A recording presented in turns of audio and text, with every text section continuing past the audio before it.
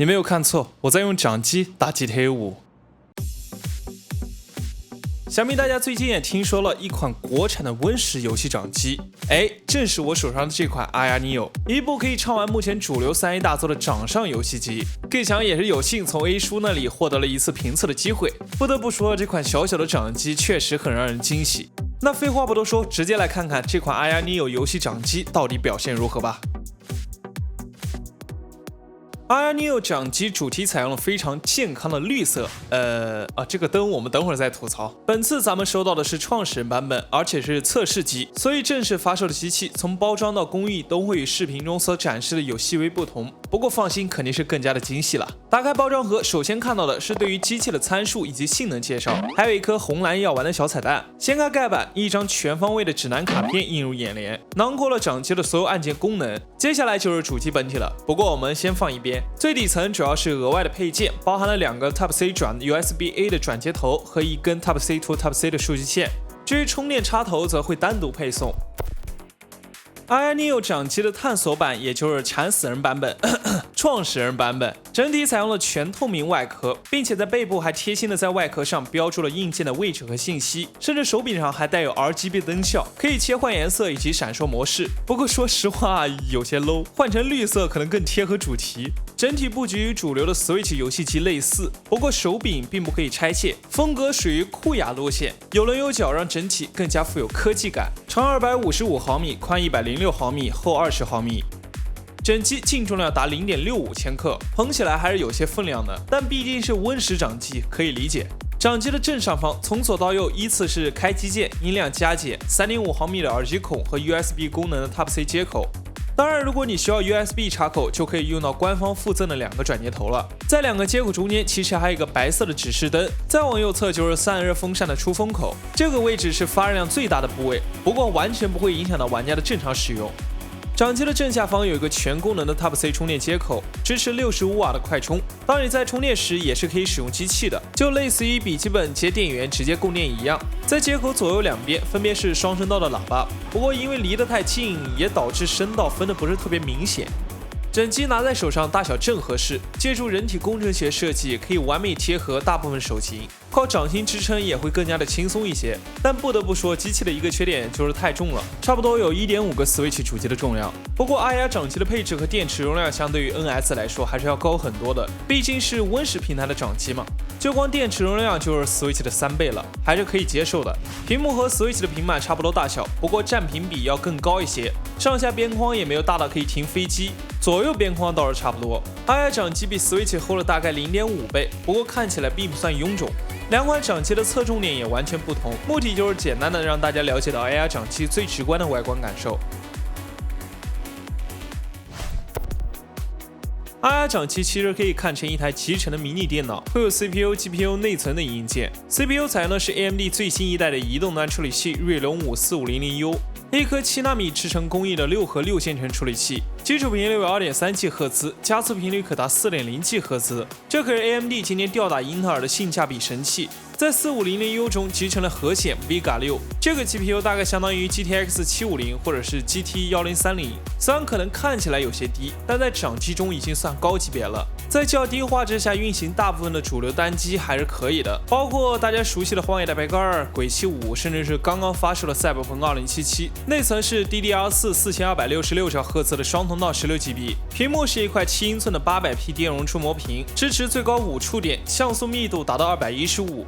好游戏的重要存储工具采用的是 M2 固态，所以开机也是秒开。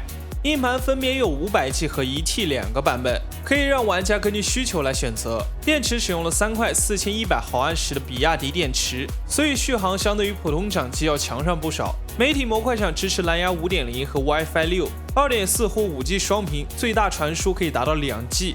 其实纸上谈兵没什么意思，到底实际游戏表现如何？我先卖个关子。Aya Neo 一直都在强调是一款Win10掌机，所以操作系统大家应该会非常熟悉。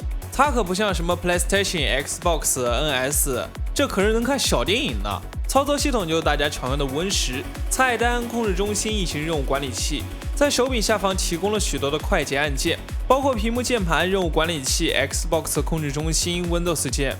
这里我要吐槽一下，为什么没有一键控制面板的功能？每次都要返回桌面再点击。连接蓝牙和 WiFi 什么的，包括屏幕亮度都不太方便快速调节。不过按键还是有很多细节的，比如电源键是比一般按键要低一些的，防止大家放到背包里时不小心误触。而且最靠边缘的2个快捷键也是与外壳持平的，防止在持握时误触。不管怎么说，这种操作系统大家会很快上手，聊个 QQ 啊，看个视频啊什么的也非常方便。而且比一般的掌机好的是，我们可以选择续航模式，由于整个操作都是可以触屏的，大家也可以选择平板模式。屏幕键盘也很方便，就和大家用手机平板一样。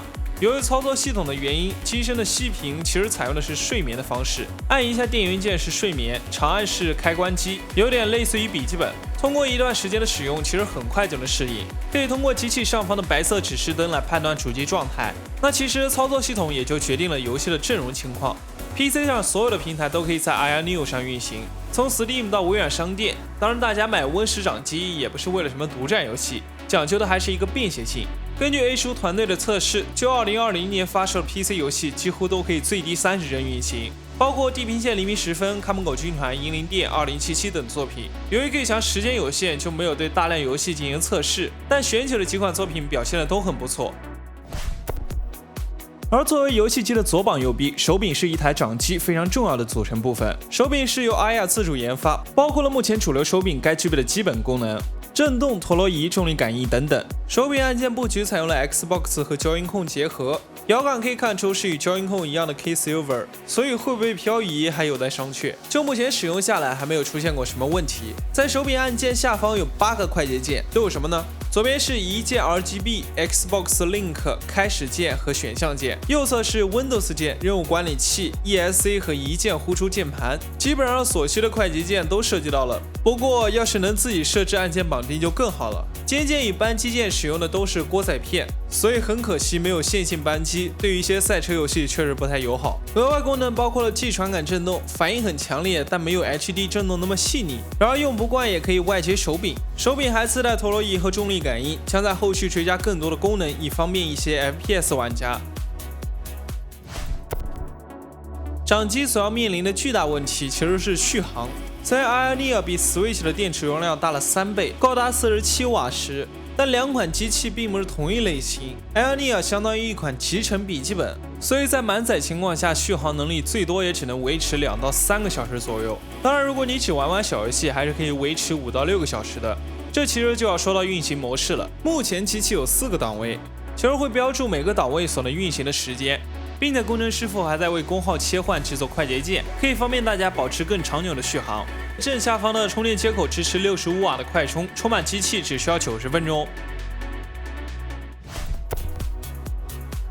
如果想有更好的操作体验，也可以外接一些游戏手柄、鼠键等等，只要用到官方配送的转接头就可以实现，和电脑的使用毫无区别。不过要注意，有些设备是无法支持供电的，本身机器就很勉强，你还给它加一个大累赘。那如果想像 Switch 一样扩展到大屏幕上该怎么办呢？其实下方的 Type-C 接口是支持 DP 1.4的，不过需要自备转接头，也许以后会追加额外的功能。老实说，经过一段时间的使用， Aya Neo 掌机确实比我想象中的耗电要快一些，当然也是与使用的性能模式有关。毕竟想流畅运行3A 游戏，目前这些是不可避免的。除此之外，还比我想象中的要重，长时间持握肯定会有些累，特别是手比较小的玩家玩动作游戏可能会按不过来，还贼难受。不过这个配置还要啥自行车？集成到现阶段已经非常不容易了，而且温度也很有保证。在室内温度20度左右的房间里，最低功耗运行，两侧手柄的温度也才25度左右。在满血运行大型游戏，比如《荒野大镖客2》时，手柄温度大概在30度左右，机身温度在30到40度，出风口也才45度，机器内部 CPU 也稳定在60度，所以散热情况还是非常理想的，不会出现严重降频的情况。而且作为掌机也不至于烫手，刚好冬天还可以做个暖手宝。大家玩 Steam 时有没有使用过一个功能叫做流式传输？它不是靠移动端的 Steam Link 进行，而是2台电脑靠 Steam 直接进行游戏串流。如果你在家又想躺着打游戏，那完全可以利用此功能嘛。借助 Aya Neo 的 WiFi 6和定制的手柄，就可以在局域网中轻松实现。经过几款游戏的测试，比我想象中的还要流畅。甚至包括《只狼》这种比较考验硬件反应的游戏也可以勉强驾驭，其他较为慢节奏的游戏那就更适合了。不过要不是 Steam 的游戏就不太方便了，当然也不是没有别的办法。你只要用 Steam 串流 Wallpaper Engine 就可以控制电脑的桌面，这样一来就可以玩其他平台的游戏了。目前 Aeonia 掌机计划了2款，分别是创始人版本，也就探索版和正式版。顾名思义，前者就是 A 叔制作的第一版机器，500G 和 1T 分别售价3999元和4499元。不过目前已经售罄，将于1月底发货。由于是第一批机器，也算是亏本赚吆喝了。那如果还有像我一样没有抢到预购的玩家，只能等到正式版了。正式版将会在2月、3月上市，会有黑色和白色2款配色。相较于创始人版本呢，会更加精细，并且还会加装一些配件。再考虑到正常营业的问题，所以价格也会上涨。500G 与 1T 分别售价4999元和5499元，涨了1000块。其实我觉得有点贵，但如果对比一下其他Win10掌机，我只能说还蛮香的。在这个游戏掌机不是那么盛行的年代，花费大把头发去开发一款主攻3A 游戏的掌机，也许是真的热爱，也许是自己也是想上班摸鱼。应该是真的没什么时间打游戏。Aeonia最大的特点就是性价比和诚意，你可以看到机器上还存在一些不足，同时也可以看到机器上的细节与心思。经过几天的使用，虽然可以流畅运行许多大型3A 游戏，但往往也满足不了一部分玩家的画面需求，同时还要面临续航问题。这不是什么神机，仅仅是玩家为玩家打造的快乐玩具。当然，对于掌机玩家来说，这也是一款不二之选。我是 K 强，我们下期再见。